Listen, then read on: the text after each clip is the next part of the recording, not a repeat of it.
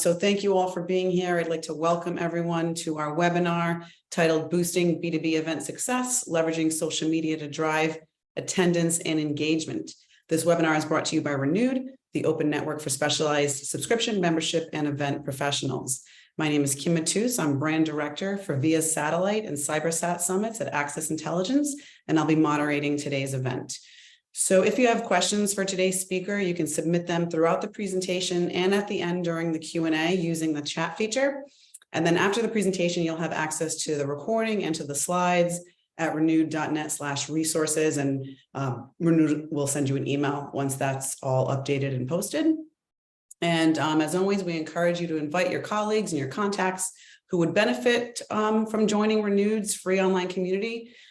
We'd love to see new members join. It's happening every day. We appreciate that very much. And also for today, if you want to share takeaways from this event on social media, please use #Renewed.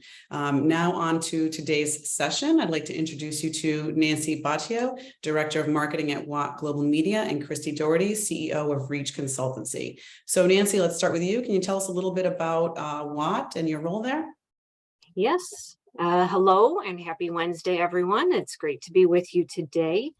I am Nancy Batio, Director of Marketing for Watt Global Media. We are an agri-food and pet food media and events company, and we have been in business for over a century. We started in 1917 and still family owned. Our global events portfolio consists of about 8 events per year. And they really range in size. We do different formats, and we have our big trade show and exhibition, and we go all the way to the opposite end of the spectrum with 90-minute seminars, and then we kind of cover everything in between. Awesome, thank you. How about you, Christy? Thanks, Kim. I'm Christy Doherty. I am the founder and chief consultant over at Reach Consultancy. We are a boutique agency that supports the magazine and magazine events industry.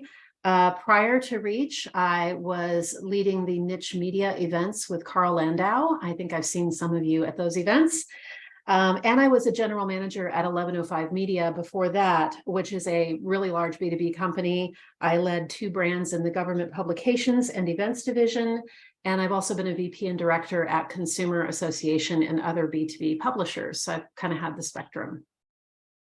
Fantastic. It's so great to have you both here. I can't wait to jump in and learn about what you guys have been doing. So Watt Global Media produces Pet Food Forum, premier event for the pet food industry. It's held every spring in Kansas City.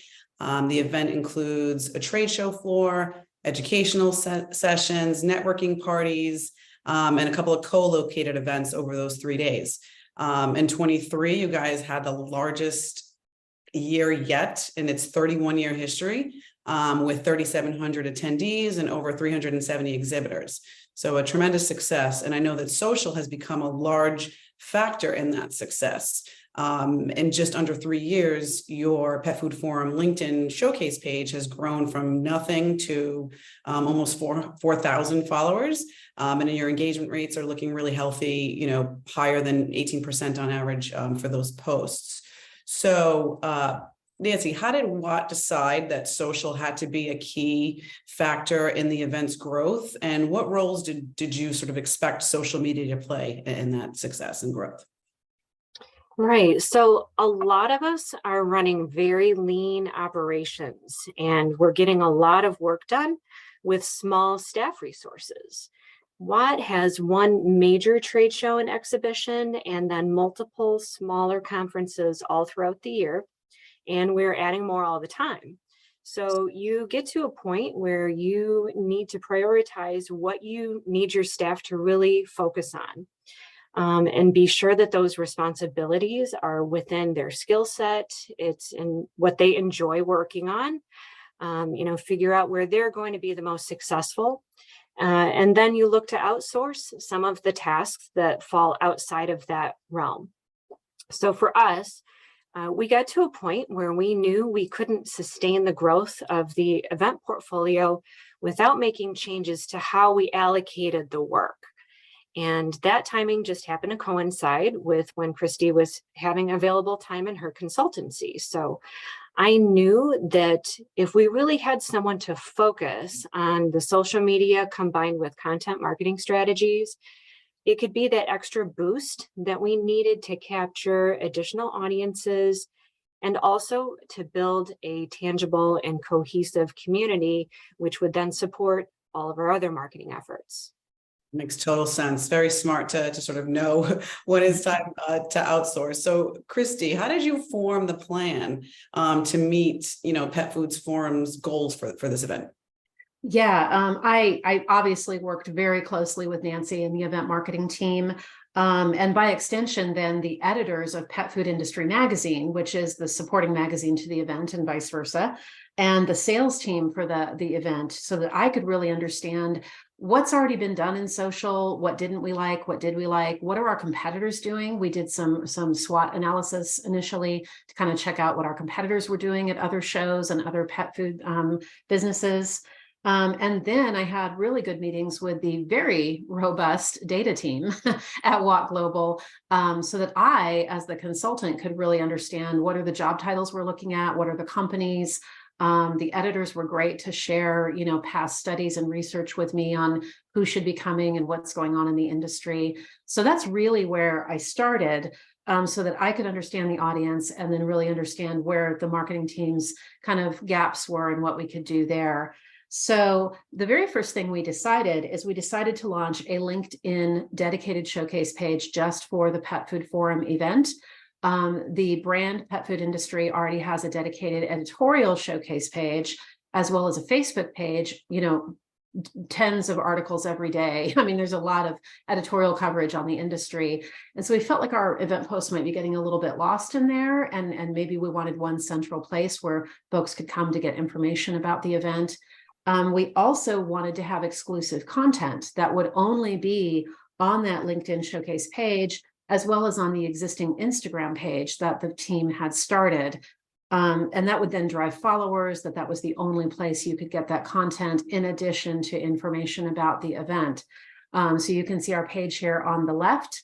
It's kind of just the top of it, but it's really, I almost treat it like an Instagram page when I'm working on it, so that each post is very fresh and looks different than the one below it and things like that. And then once we had that started, we ran LinkedIn ads. First, we ran ads just to get people aware of the page. So we targeted certain job demographics, company demographics, geo selections within the LinkedIn ads, just to say, hey, Pet Food Forum Events has a whole new home. Come check out this page, tons of information, and made sure there was information there waiting for them as those ads were running. And then we did some more traditional ads like you see here on the right, which was like actually coming to the event page. So it got people really aware, especially on LinkedIn, of the event and of that page being the place that they should be going to get information. Awesome. So you targeted your audience on LinkedIn. Were you able to target other social channels as well, or is LinkedIn kind of the place? In my professional opinion, for B2B events, LinkedIn remains the best channel because of how well you can target the demographics of folks' job titles and their companies. The LinkedIn ad tools are very robust. You don't have some of the problems that you have with Meta, which is always going through something that can change your algorithm or change the way you're doing your ads or your posts. And obviously, people also use a lot of personal information on Facebook and even Twitter and Instagram, which can make it harder. They do have some tools for targeting that you can do paid ads with, but it just doesn't seem as robust to me as LinkedIn. And for this particular audience, LinkedIn was the place to be when we had researched the companies and where people are on the different social. Saying all that, I do have another client who has a very active B2B Facebook page. It just seems to be that that's where their audience has found them, and they're very happy to be there with them. You can also run a pretty robust Facebook group for a B2B audience.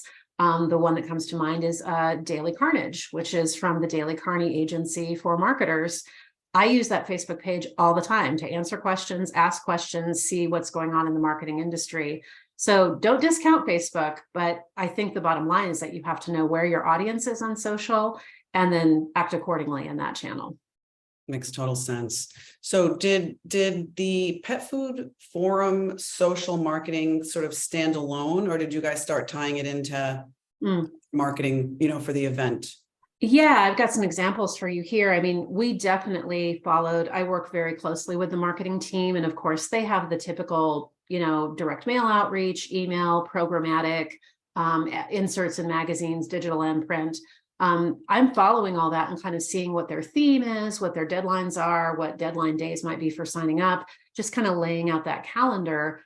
But the main outreach I really time my posts to is the email efforts, which we've got one here on the left for you to see for the Pet Food Essentials seminar, which happens the first day of the Pet Food Forum events. Email is a really easy place for social managers to pick up the copy that we should be using to make sure the language and the tone is the same. And graphics, obviously, as I picked up the Pet Food Essentials header here. But I wanted to illustrate here that your social does have to be different, even if you're kind of supporting the same email that went out that day. So I picked up the points that were in the email, but I'm also able to tag the speakers and their companies and the sponsors and have little, icons and things that draw people's attention to different points we want them to know. And so it's a reflection and a support. And then I usually build different graphics because, of course, you can have a ton of graphics in social rather than in an email. So we've had just really great luck with the email going out, the social going out at the same time. And we did see ticket sales respond very quickly. Right. It was very clear that seeing the same message on social as in an email drove higher ticket sales. So on average, we were seeing 3 times the ticket signups on the days that had both email and social media reinforcement posts versus the days with just email outreach. And then we also saw a lift on the day after that double hit of email and social messaging. So we've since made it our marketing practice that email and social will reinforce each other. And we set that up within the marketing plan now. Yeah, it's very rare for an email to go out that doesn't have supporting social. Yeah. And I wonder, like in other parts of the business too, anything that you're promoting, it seems like this would be a smart approach to take. So did the event's social media have any unique content sort of separate from that email outreach, or you guys were just sticking with that 2-pronged approach all the way through? Yes. So Christy has developed several content marketing strategies for us. One example of that is what you're seeing here. And these really revolved around speaker and alumni kind of mini interviews. So these were featured on the LinkedIn showcase page and also in the Instagram account as just exclusive event content.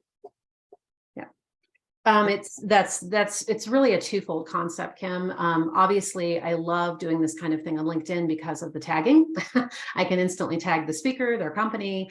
If their session was sponsored in some way, I can tag that sponsor, and that's going to give us instant traction.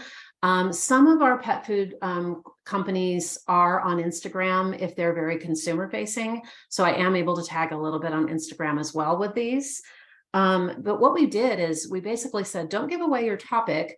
Just give us some ideas around what you're going to be speaking on, and then tell us something personal about yourself. And pets were a natural.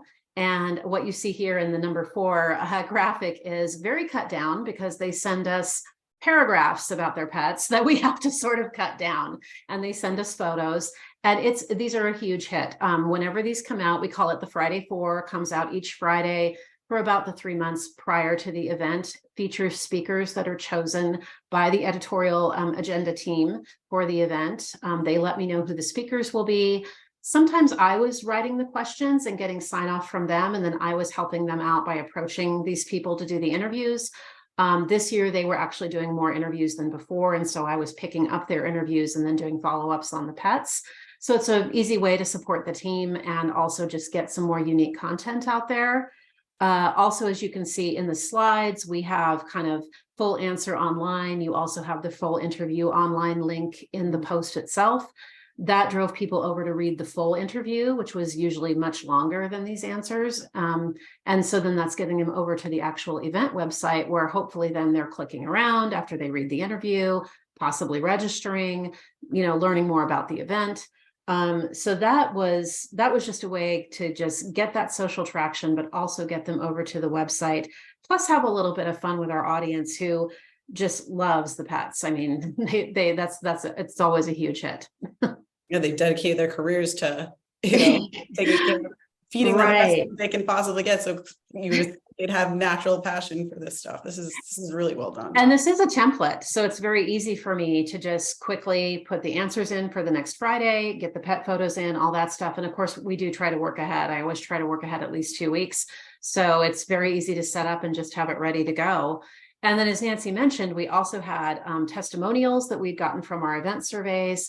That were just easy to get a headshot of the person. This was tied around our 30-year anniversary, the year before this one. And just, why are you attending Pet Food Forum? And a lot of them could be made into carousels, or they could stand alone. So they had multiple uses. We also had big names like Dr. Greg Aldrich. Even I know Dr. Greg now.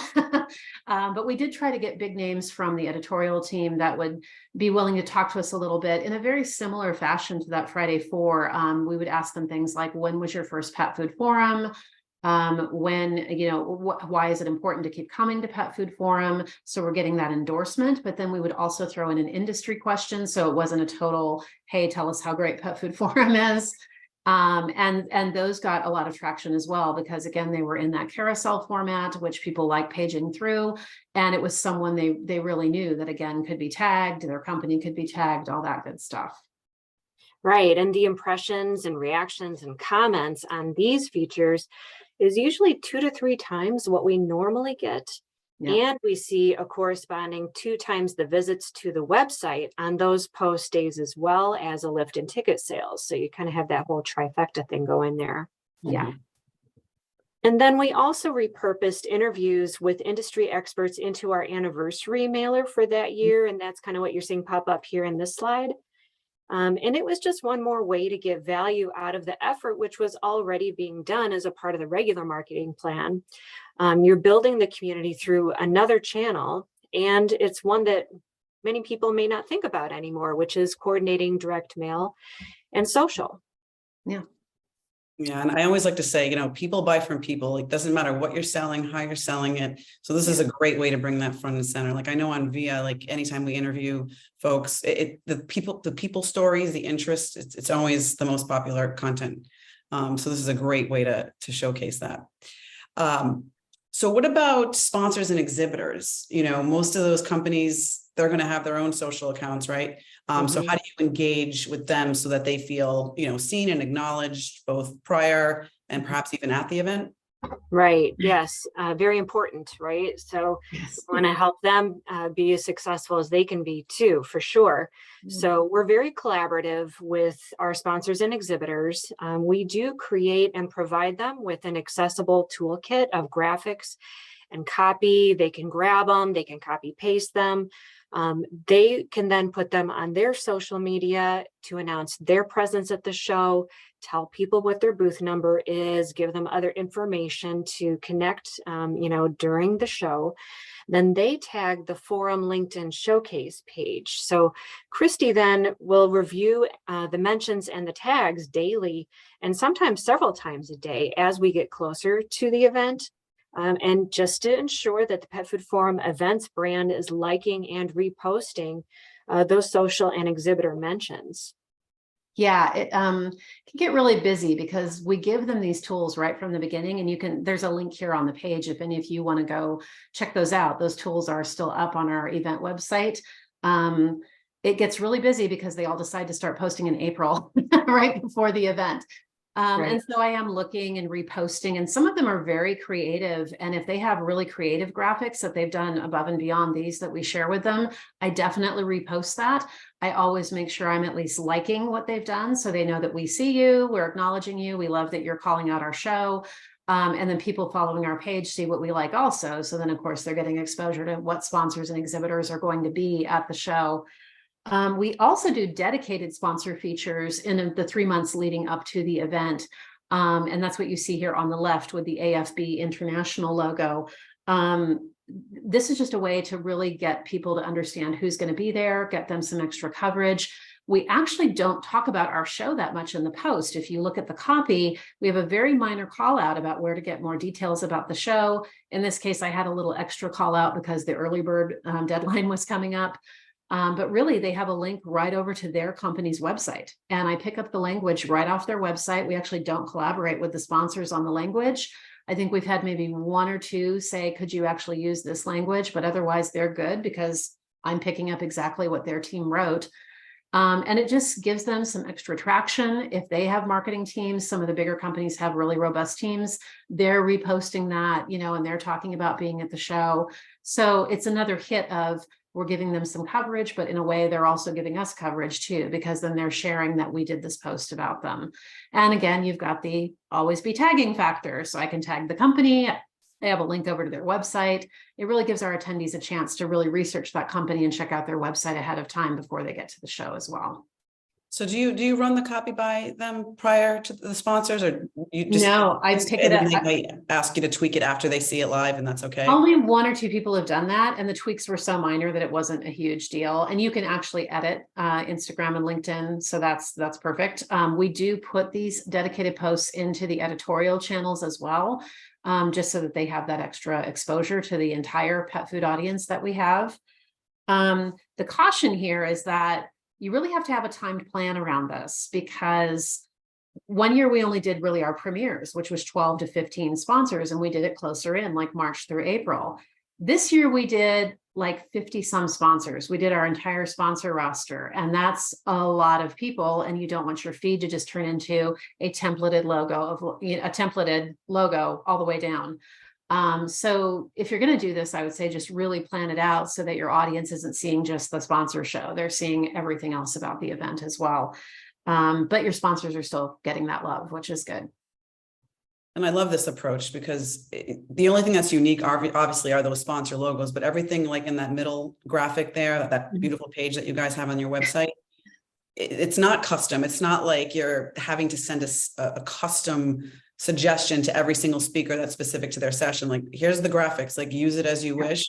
Which just takes the lift off, right? Like to try to make this easier to execute, because the bigger the show, the more challenging this is to, keep straight. So that's a great approach. All right. So I think this leads us to this video that I saw last week on Pet Food Forum's LinkedIn about National Kitten Day. Distracted looking at these cute little kittens, but how does something like this tie into like a B2B event like Pet Food Forum? I mean, clearly this is super fun to do. And for all you social managers out there, I created this in Canva. So I did not have a professional videographer help me. But basically we decided early on that, pets are obviously very personal and very, just fun. There's so many things you can do with them. And so we decided that we would celebrate not just kind of the typical US holidays, but we would also look at days like National Pet Day, National Kitten Day, National Puppy Day, Dog Day, Cat Day, and not overdo it, but just really kind of have something fun that people can check out, because obviously this is a B2B audience, but they're also pet owners and they're pet lovers, and they're in an industry that's supporting healthy pets and healthy pet foods. So it's important for them to see these things as well. And we get huge traction. It does help that most of them are videos, which people will watch anyway. But we do have a lot of fun with these. We also obviously do, as you can see on the right here, Happy 4th of July. We're doing the typical US holiday. It is a dog with a hat, of course. We also do the Pet Day, because dogs and cats are a huge focus of the event, but obviously these people are also creating feed for pocket pets and birds and lizards and fish. So we wanted to acknowledge National Pet Day, which was back in April.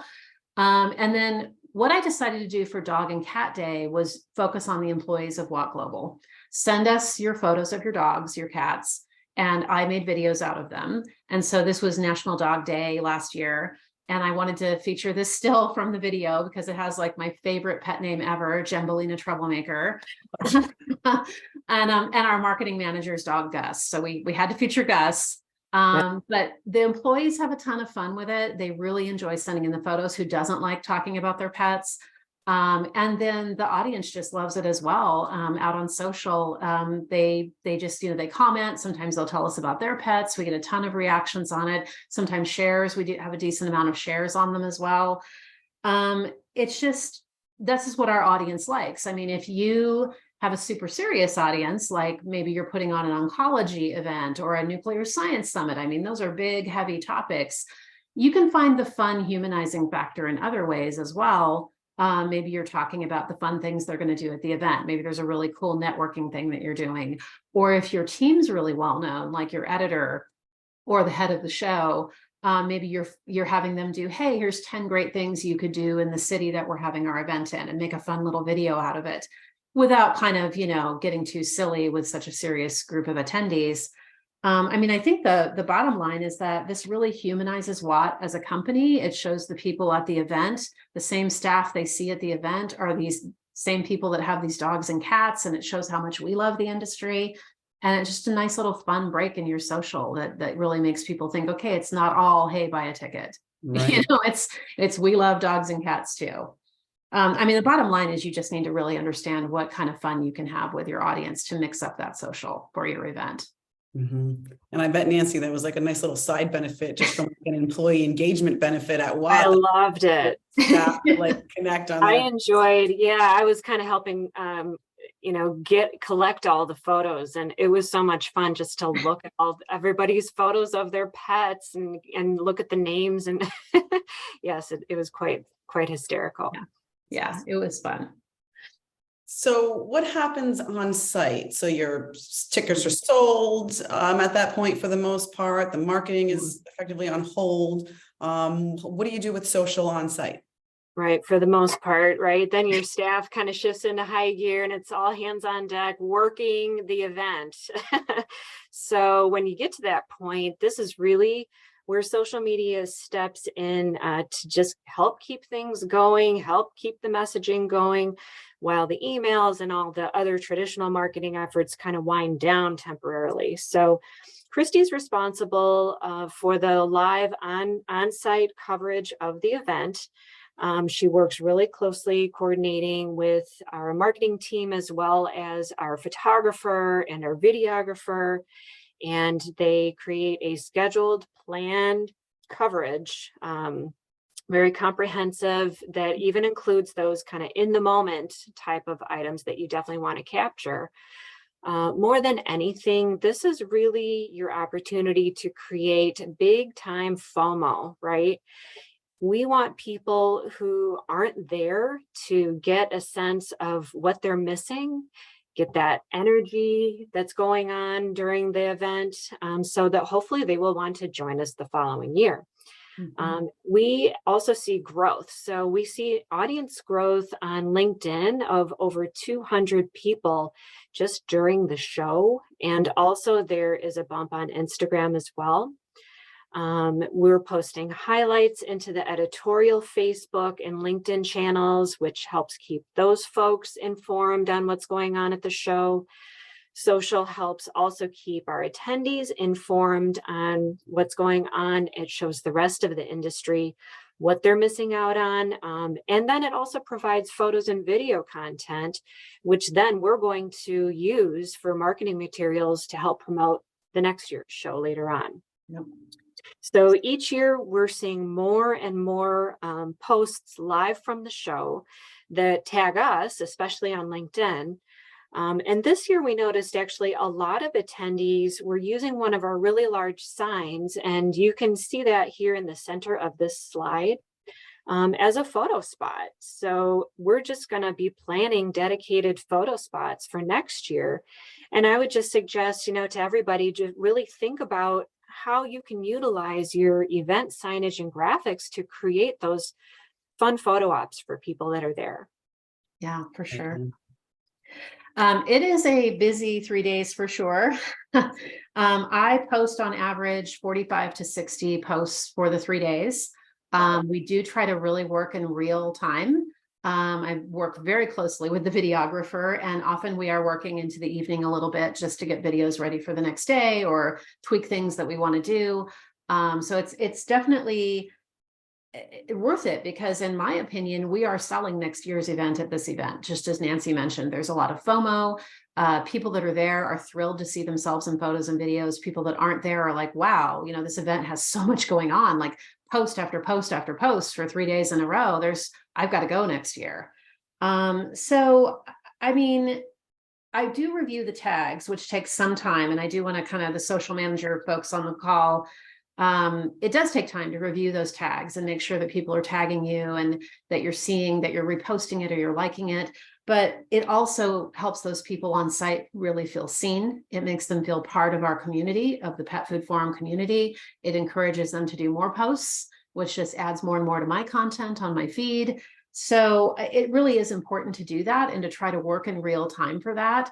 Obviously, if you're a small team and you're wearing a lot of hats, you may be reviewing hashtags at night, but it's worth it to put in that extra time to really create that sense of community on site and encourage that posting. And we do, as you see here, these are the posts that I'm doing. Posts on the prior thing were posts that attendees were doing. But you can see it's informational, everything from a map to like what goes on in the meeting zone, featuring sponsors, doing a quick video of the escalators opening, and all the people waiting and going up and getting a little more fun with that, little icons and things. But you have to be spontaneous as well. And if you look over here on the left, this is one of our editors. And she met a policeman with the last name Watt during the event at the hotel. So she just showed it to me kind of randomly and was like, oh, check this out. This is so funny. Maybe we should put it on social. And I said, we should. And we're going to use it to remind them to bring their badges. And so we just took a fun moment, but also made it kind of we're also going to use it to get some information out to our attendees. Don't forget your badge, or we'll call the Watt police on you. So that is gold. Yeah. So even our editors have learned to really work with me. And if they see something, they'll text me photos or they'll say, hey, can we use this? So they're starting to think in more of a social community way as well, which I think, Nancy, is really valuable. Oh, absolutely. Yes. Yeah. And those spontaneous things can sometimes just be just a little extra human touch, an unexpected, you don't expect to see something like that. Yeah. It had over 1,000 impressions. It was a huge post. Right. Yeah. You got to get them to go every year. Yeah. So speaking of hashtags, do things like contests with photos or hashtags, does that tend to work for B2B audience or this particular audience? Yeah, I mean, we've tried a few contest ideas, but surprisingly, this pet food audience hasn't been that responsive. We do have better engagement with driving the audience to support the on-site pet charity partners that we have at the show. So we're going to, take a look at that and make that a focus for potential fundraising contest ideas for 2024. We've also had increased audience engagement by offering free spots to graduate students and early career employees as part of our First for Forum and also our Future of Pet Food student programs. And that all ties in with Watt's commitment to supporting the future of the industry. So it all works out really well. I love that. Yeah, I think you just, again, we've said this a few times today, but you just have to really know your audience. And this is an industry that is very competitive. And sometimes people just don't want to share a lot about themselves personally out there, but they're thrilled to support a graduate student coming or an early career person, as Nancy mentioned, or our pet charities are always a huge hit on the floor. And that's less personal about them. So they're more comfortable with that. And so we learned that quickly. And I think that's something to remember is that don't be afraid to try a contest, but if it's not working, if you're just not getting the entries or you're getting any sort of negative feedback, don't be afraid to cut it, because if they weren't engaged enough to enter, they're not going to be engaged enough to ask you where your contest went. It's just, it never happened as far as they're concerned. So that fail fast and fail, often really applies to this kind of thing, because there's no other way that you're going to figure out how they're going to react to these kind of things. I would encourage you all to shout out another company. MD Publishing is a medical media and events publisher out of Atlanta, and they do incredible events for the medical industry and do really, really creative B2B marketing, which includes a lot of contests. So if you're looking for contest ideas, follow MD Publishing on LinkedIn, or I think they are on the other channels as well. They do such excellent work and have such a good vibe, and it should give you a lot of ideas. Aside from following our Pet Food Forum, you could also follow them. But I think the takeaway here is that they do such an excellent job because they are crystal clear on what their audience will respond to and what they will actually enter and feel comfortable entering contests. That's awesome. Thank you for that tip. Yeah, they're great. I can't say enough about them. Okay. All right. So now show is over. What do you do to keep your attendees engaged all year round and perhaps even, helping them to become customers of Watts in other areas? Right. That's what it's all about, right? So we have a year-round marketing plan to help ensure that the Pet Food Forum audience stays engaged with us all the way right up until promotions begin again to help promote the next year's event. So we're doing a lot of recaps in those first 30 days right after the event happens. Many of those posts are of editorial coverage and announcements of next year's show dates, things like that.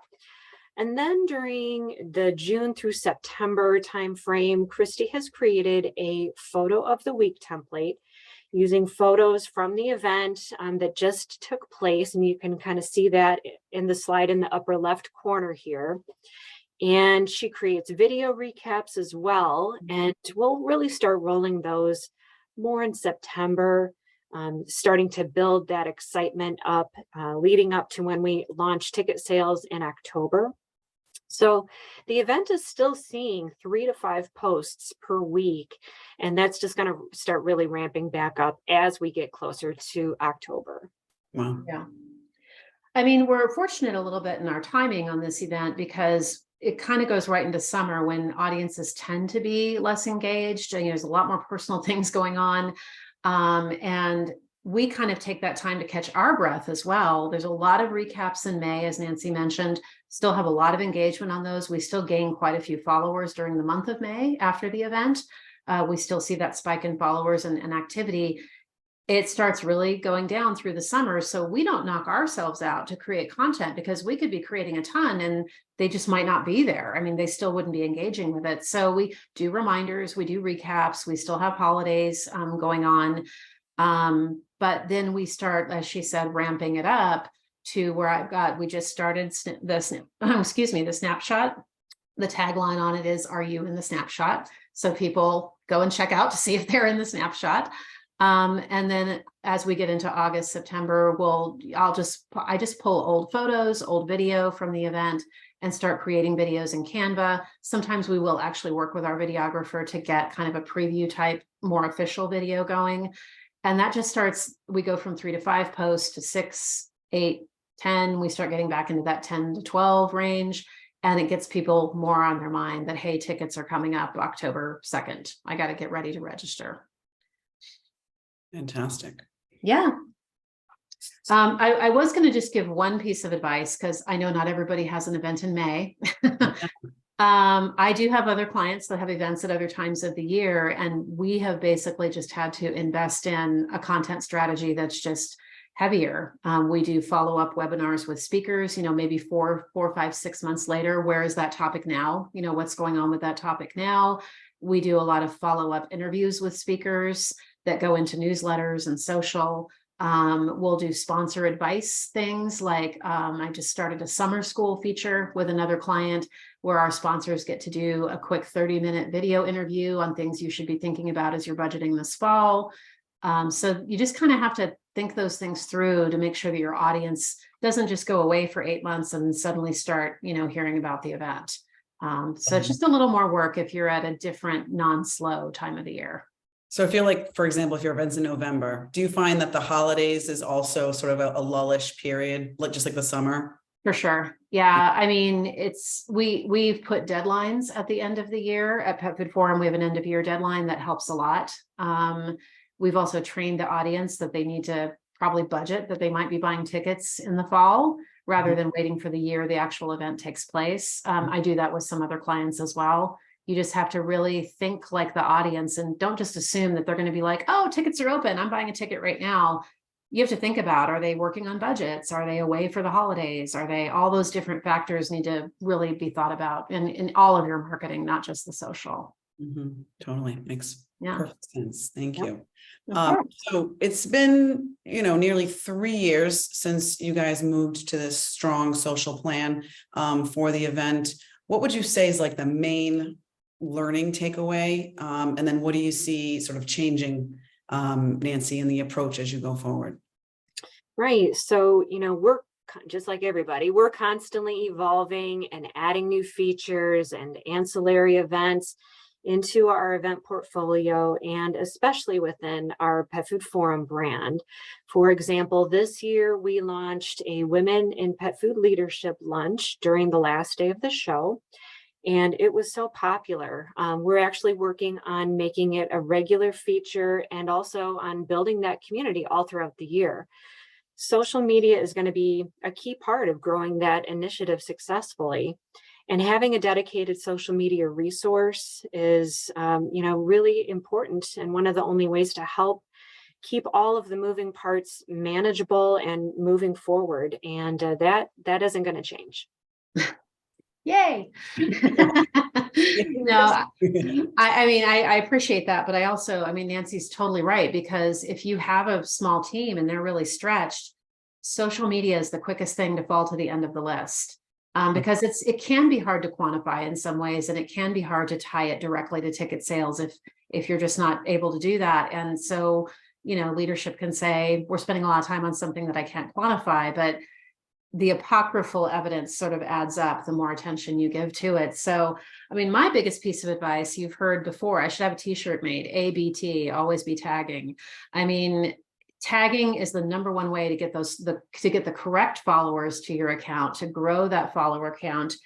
And then really, it is so easy to go down the rabbit hole and decide that you want to work on a video, and 3 hours later, you're still working on it. And it might be fun and it might be great, but you had all this other work you were supposed to do. So really be aware of the tools that are available and make it easy on yourself. Use tools that make it easy to create graphics and video, or hopefully if you even have a team that's creating those for you and you're just the one kind of planning the strategy and the posting, that's even better. And then just, especially on site, things change. We have this beautiful plan that Nancy mentioned, but things always change every single day. So I use our tool, which in this case for Watt is Buffer. Anything I can pre-schedule while I'm on site, especially all the informational posts that are just kind of there to make sure people know what's going on, get those pre-scheduled so you're not worrying about that while you're on site. So just really knowing about your tools, I think, and then the always be tagging are my two big pieces of advice. I would say use as many videos as you can. We're seeing so much engagement in our videos that we are planning to increase video marketing and social for sure. And just think about your event as being collaborative and almost editorial in a way. The marketing team is almost doing more content marketing than actual call to actions in a lot of our outreach, and especially in social. It's almost like we're your partner. We're excited to be at the show too. We can't wait to see you. And we're going to talk about this show all year long so that you feel a part of the community. So we've come a long way from just throwing out CTAs and assuming that people are going to sign up. It really is a year-round editorial production now, for sure.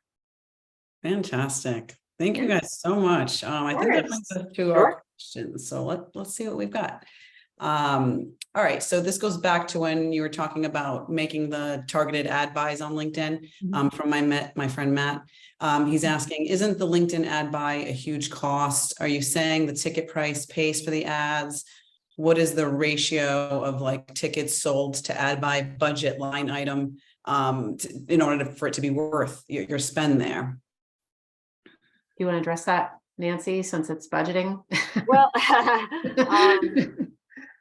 I would say, Matt, that you have to be very strategic and pick and choose the times and the reasons that you want to run those paid campaigns on LinkedIn, Facebook, whatever, network you want to go with. But because there can be a lot of advantages to being very targeted and specific when you have something that you're trying to grow. If there's really something you are trying to get off the ground, sometimes that paid campaign can be a really effective tool for getting the initial attention, driving attention to it.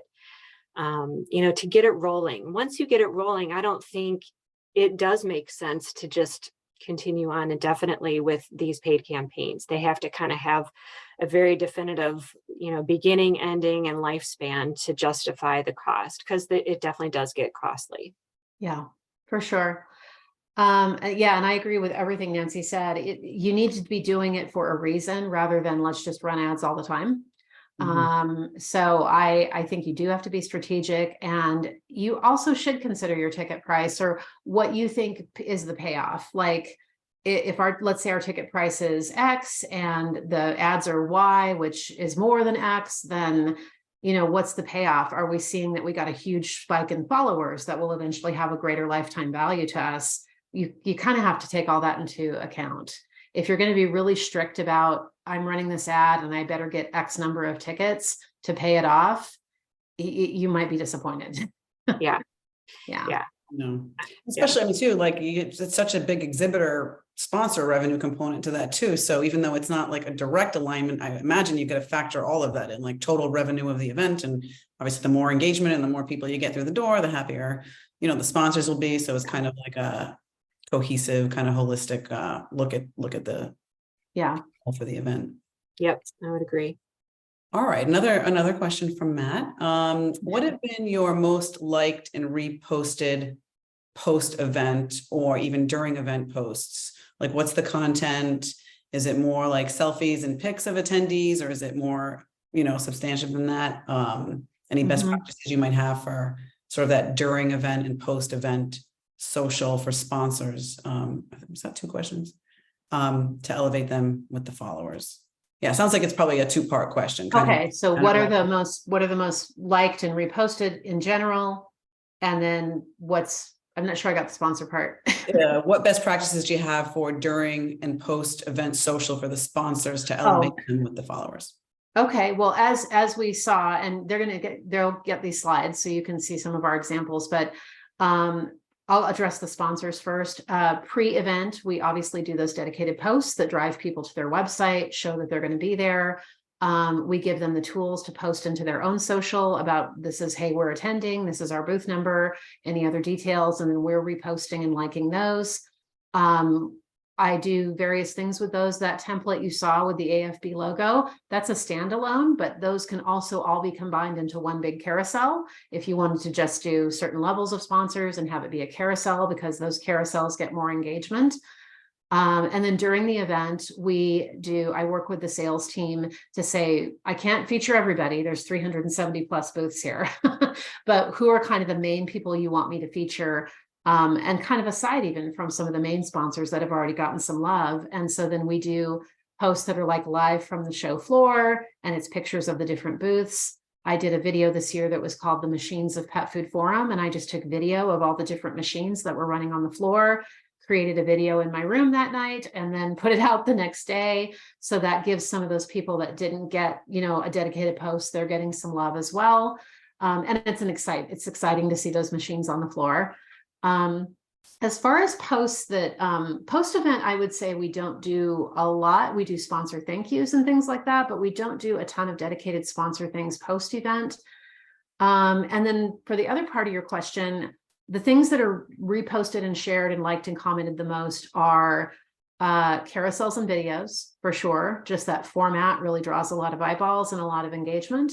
And then if the person is really well known, like the Friday Fours or the alumni interviews where those folks are just so well known, you've got their colleagues commenting on the post, you've got them sharing it, you've got them tagging other people like, hey, so-and-so, did you see this? So again, that human factor of well-known people or really interesting topics that a person's talking about really help with that kind of engagement. And then it's not actually about the show, but we get a ton of engagement on those fun posts, those videos about kitties and puppies. And that just reinforces people that the channel's fun as well as informational. And I don't regret any of those impressions at all. They're not directly about the show, but they kind of are, if you know what I mean. Yeah. Yeah. Okay. Matt coming in with all the questions. I appreciate everybody on the call. I always love to say that there is no question that's too basic. Like, I promise if you're thinking of it, somebody else is too. I'm like, yeah, for sure. not even, I don't even want to say dumb question. I'm the queen of those. I just like, someone else is thinking it, I promise.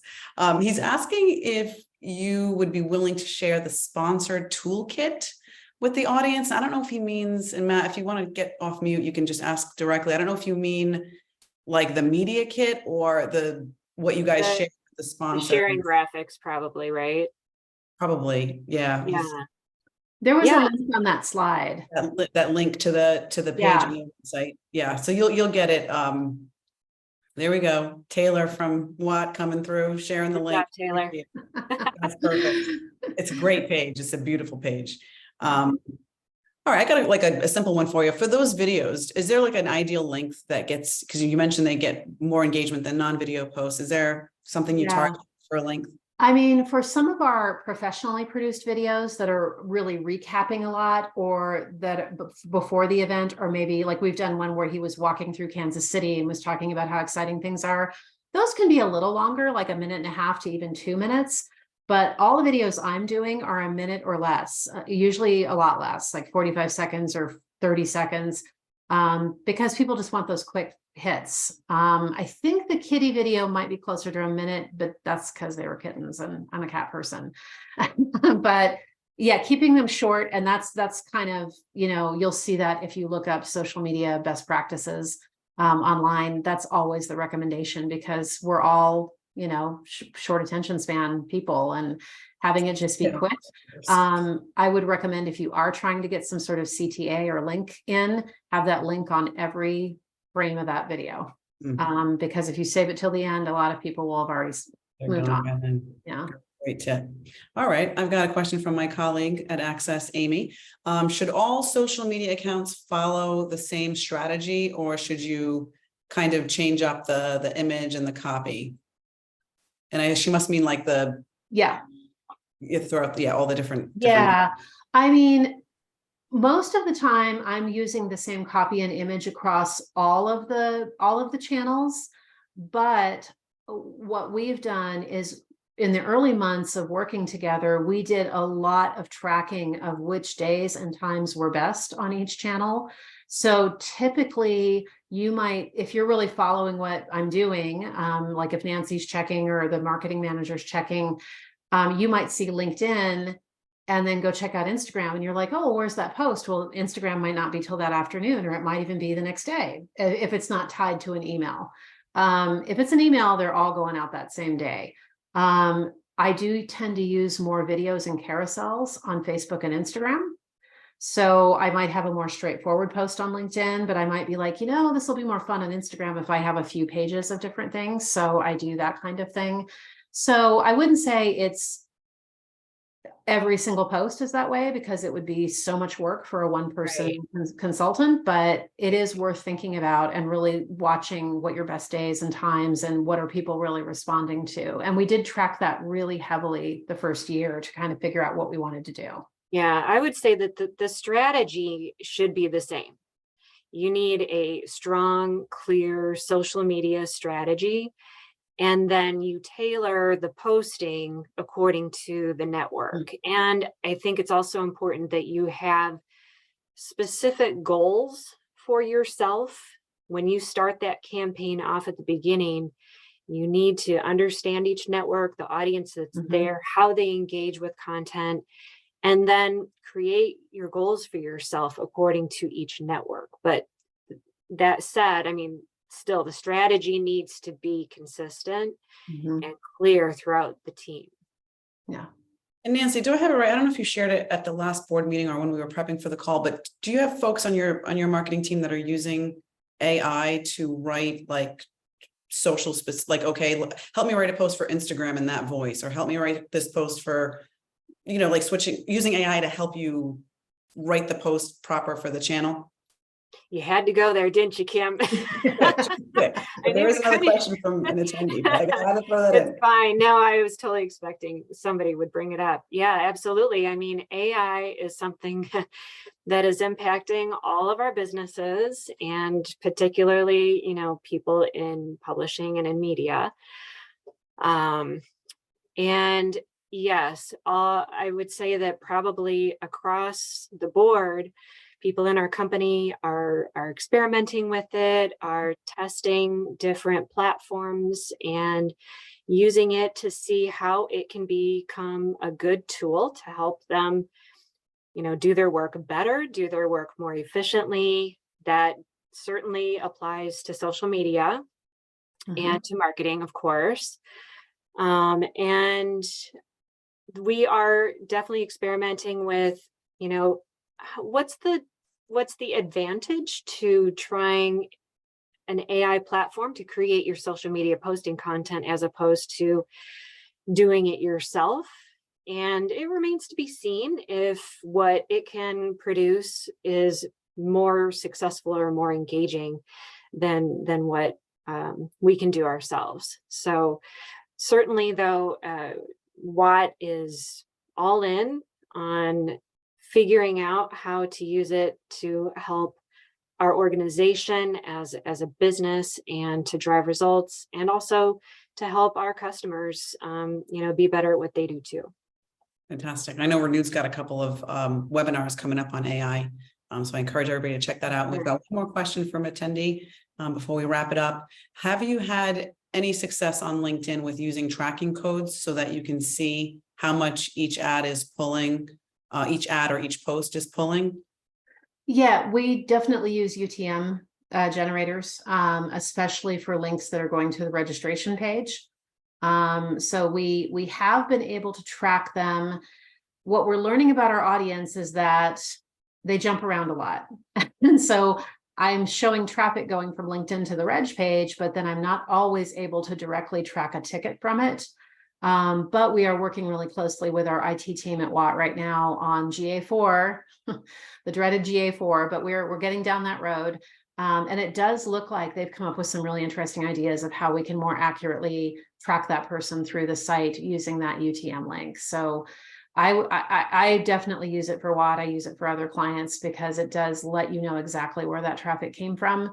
And that is one way to kind of quantify for your leadership that LinkedIn is driving people to our event site, and hopefully then we can tie it to a ticket as well. Fantastic. Thank you both so very much. Of course, thank you. If anyone has questions that you think of after the meeting, I did just post your email addresses here. I hope that was okay. That you guys can reach out to Nancy and Christy directly with that, or also through our community on Guild. The Renewed Community on Guild is a great place to post some follow-up questions. So thanks again to both of you and to everybody for joining us today. We appreciate your time. And if you enjoyed the event and you enjoy Renewed, again, please tell your colleagues and friends about it. It's free. It's open to everyone. We also have premium memberships, of course. But you can reach out, go to renewed.net and for more information. And also you'll be getting an email from Renewed with the link to the recording and to the slides. And again, we encourage you to continue the discussion on Guild and on social. Thanks again so very much, everybody. Have a great rest of the day.